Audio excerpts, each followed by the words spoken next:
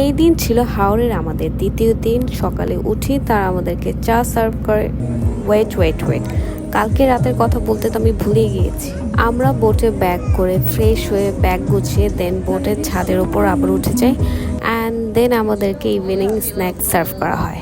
আমাদের খাওয়া দাওয়া শেষে আমরা রাতের ভিউটা এনজয় করছিলাম, আড্ডা দিচ্ছিলাম অ্যান্ড সাথে গান শুনছিলাম।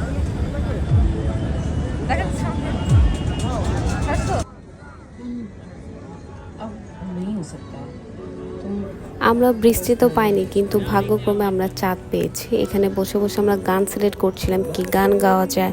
অ্যান্ড এইখানে আমার ভুটকি আপু বসে বসে দোল খাচ্ছিল।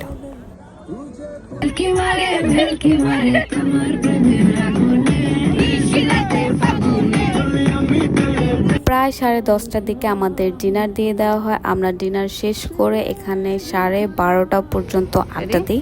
তারপর আমাদেরকে আবার রং চা দেওয়া হয়। এই রং চাটা আসলে অনেক বেশি মজা ছিল। তারপর আমরা আমাদের রুমে ব্যাক করি। রুমে ব্যাক করে আমরা প্রায় 2টা পর্যন্ত আড্ডা দিই। তারপর লম্বা একটা ঘুম দিই। সকালে আমাদের ঘুম ভাঙে এই সুন্দর দৃশ্য দেখে। ঘুম থেকে উঠে ফ্রেশ হয়ে তারা আমাদেরকে হালকা কিছু খেতে দেয়। দেন হচ্ছে যে আমরা হেভি ব্রেকফাস্ট করি।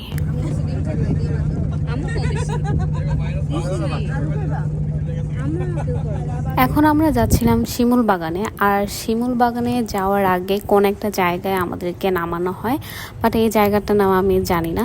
আমরা এখানে নেমে কিছুক্ষণ পিকচার তুলে তারপর হচ্ছে ভিডিওস করে দেন হচ্ছে যে আমরা আবার বোটে উঠি অ্যান্ড আমরা চলে আসি শিমুল বাগানে। জায়গাটা কি সুন্দর, তাই না?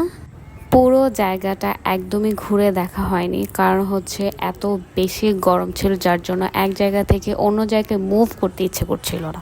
তাই আমরা আশেপাশেই ঘুরছিলাম, পিকচার নিচ্ছিলাম অ্যান্ড ভিডিওস করছিলাম। আমরা ঘোড়াতে উঠেছিলাম, বাট শুধু পিকচার তোলার জন্য। ঘোড়াতে উঠে পুরোটা ঘোরার সাহস কারোই ছিল না।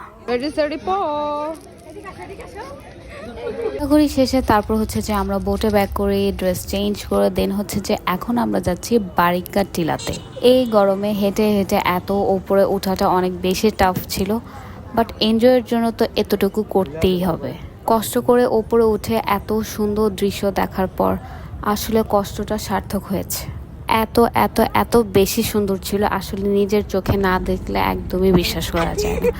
আর দেন এখানে হচ্ছে যে আমরা একটু ফাইজলামি করছিলাম অ্যান্ড আমি এখানে পিকচার নিতে গিয়ে পড়েও যেতে নিয়েছিলাম। যদি একবার পড়তাম তাহলে তো শেষ, একদম শেষ। আর ওরা একদমই আমাকে বেশিক্ষণ পিকচার ভিডিওস করে দিতে চায় না। এখানে শেষের কনভারসেশন আপনারা শুনলেই বুঝবেন।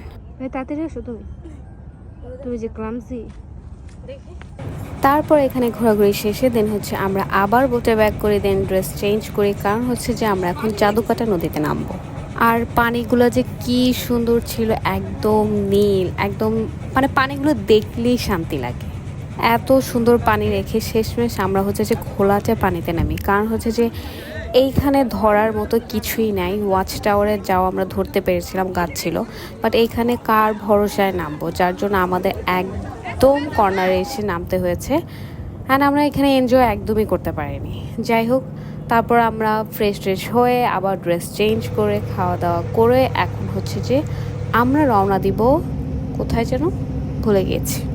ও হ্যাঁ, এখন আমরা রওনা দিব সুনামগঞ্জে যাওয়ার উদ্দেশ্যে, কারণ হচ্ছে আজকে রাতেই আমাদের বাস অ্যান্ড আমাদের ট্যুর শেষ। আজকের ভিডিও এই পর্যন্তই। Thanks for watching. আল্লাহ হাফেজ।